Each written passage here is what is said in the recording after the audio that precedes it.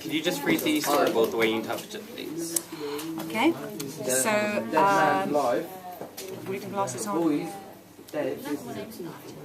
So we begin. Black background, white credit, there's a soundtrack. So I'm hearing some noise behind. The production company comes up. I'm assuming that fades out. I need transition information there.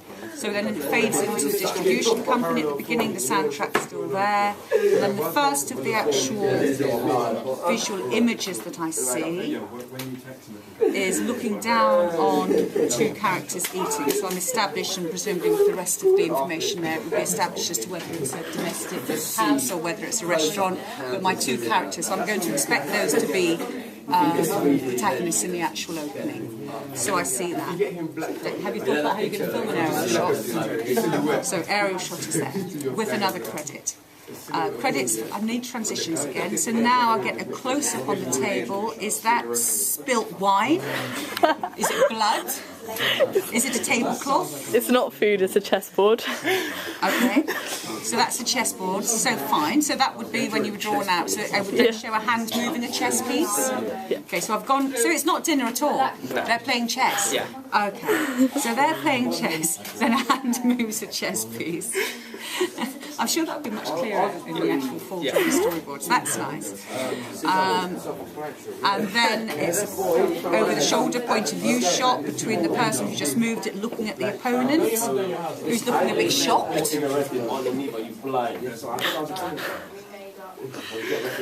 They change places, or the camera circles the players, who now look like they're getting into confrontation with each other because they're no longer sitting, they're standing up. Oh, they're meant to be sitting. This is just my drawings. Okay, so they're still seated. I don't know what that means. Is that the camera moving, circling around them? Okay, so the camera's panning around the players. So this is, besides the mix-up on the tablecloth and the chessboard, what you're doing here is you're establishing that this chess game, and already a chess game is obviously a game of, it's a kind of game of challenge, it's enigma, it's a long waiting game, it's like a dueling kind of competition almost. So I'm already expecting these characters to have some conflict between them, just the fact that you're showing them playing chess and you see this person making a move already. So they now get away from the chess table. Don't know what's happened to the music. Is it still soundtrack? So it's still music, incidental music? Yeah. Yes? Or actual title track? So they go to another room.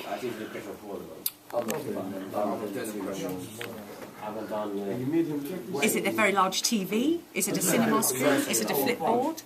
It's like an old style TV with a child. Okay. So they go into another room where a child is watching TV. So that's the child sitting in front of the TV. Okay, static noise. So that's going to, in terms of an audience, that's going to create some tension because you hear that kind of static crackling. So audio-wise, it's beginning to kind of rack up the tension a little bit. So the game of intrigue of the chess, the child in front of the static. Why is the child sitting in front of the static screen? Does that suggest that the child's been left unattended? Does that suggest that there's something coming through the TV? Is the fact that that's the big screen that's static, that's unsettling for an audience seeing a child there, who is still there, being looked at now by one of the chess players. Blurred background and a yelp. Is that the child yelping? Is that the child being... That's like a hand coming and sort of getting the person who's watching. Is that hand coming out of the TV screen? No. It's meant to be like behind. So the child will still be watching the TV. So is that suggesting that this hand is going to get this child? It's the person, like it's meant to be like reaching around, it's just the drawing. But reaching around for what? The person who's over the shoulder He's like shot. watching and like pulling them back. Okay, so we're back to these characters now. Screen goes black. Completely black? Yeah, okay, so that's a jolt. That's a boost jolt to the audience as well. So you're getting the audience, you're getting the tension there. We don't know what this child's doing in front of the static screen. We don't know what this is going on here in terms of being pulling, or is it a fighting scene? Or No, it's just going to be like just a grab and then cut out. Like a pullback. Like somebody kind of grabbing something Yeah. like that. Yeah. So they're kind of taking them, kidnapping Yeah. them, sort of pulling them. Okay. So then the up. So then you've got the blackout, black background, soundtracks back in again. The soundtrack's been going throughout all of this then. That's the title. Okay, good. So the blackout and control comes up as the title.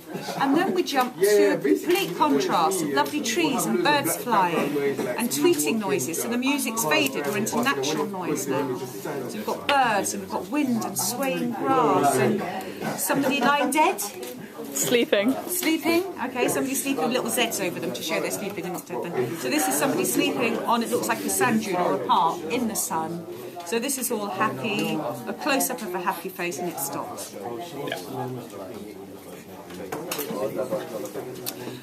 Is this character the same as either of these characters? Okay. The one who gets, does the pulling or gets pulled? Gets pulled. Okay. So in terms of an opening to a thriller, I don't really have much of a clue now what's going on. And that's not a bad thing, because a thriller should be raising questions more than it's giving answers, at least in the opening. I want to know what's happened in terms of the chess game. So there's something dark going on in terms of the chess game. And then I'm assuming this is like the main body of the film? Yeah. So we've moved into what would happen afterwards. So this is almost like, I don't know, is it live before the chess game? Or is it live after the chess game? Yeah. Do you want me to explain the story of it now? So, yeah.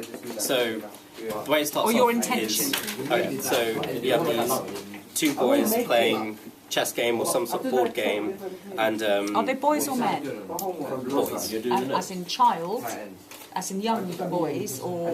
Yeah. Yeah, like, So it's children, so that kind of, because that makes an important difference. So you've got children playing chess, yeah? and it's sort of these beginning shots of like an aerial shot and like a close up of these hands moving and Yeah. sort of like more of a 360 rotation around these boys playing Yeah. it and sort of establishing, and then when you look at their face it's very dull and sort of like really unsure about their facial expressions.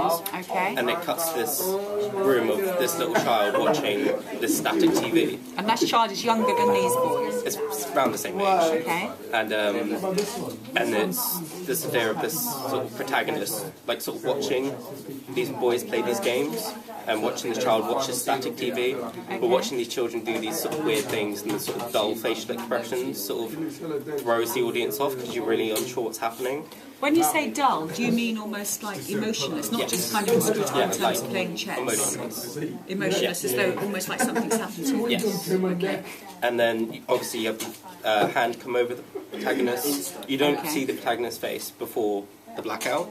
So you see Okay. the back, so over the shoulder shots. So is this the hand at the position that the audience was put by the use of the camera? So it's not one of these, it's not one of the boys doing it to the other boy. No, So this is the unknown watcher, if you like. So we are Yeah. in the position of being voyeuristic. We're watching this scene with Yeah. these three people. We're watching, and it's we and some audience almost. We're putting the shoes of the antagonist. Yeah. So we're putting the shoes of the person who's taking one of the children. Yeah. Okay. And then they get dragged away, and it's the blackout, the control, that's our title comes Yeah. up. Yeah. As the fade in, fade out, Yeah. and then obviously cuts this very contrasting scene of this forest, like sunshine, Yeah. sort of like nice visuals, and then you have the same protagonist laying down in this forest. Looking Obviously, more human, looking less Yeah. robotic. yeah, and a bit more scruffy, obviously, because it's in a forest just waking up. But it's, and then cut out, just Okay. finish it off there. So the enigma that you're raising in terms of your film opening for it being a thriller, so the enigma is, who is this invisible person whose shoes we're being put into?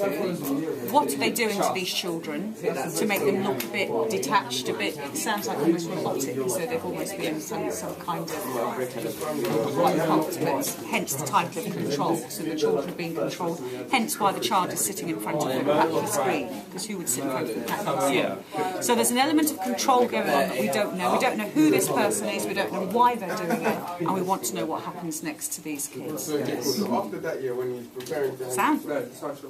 Yeah? Do I watch the whole thing?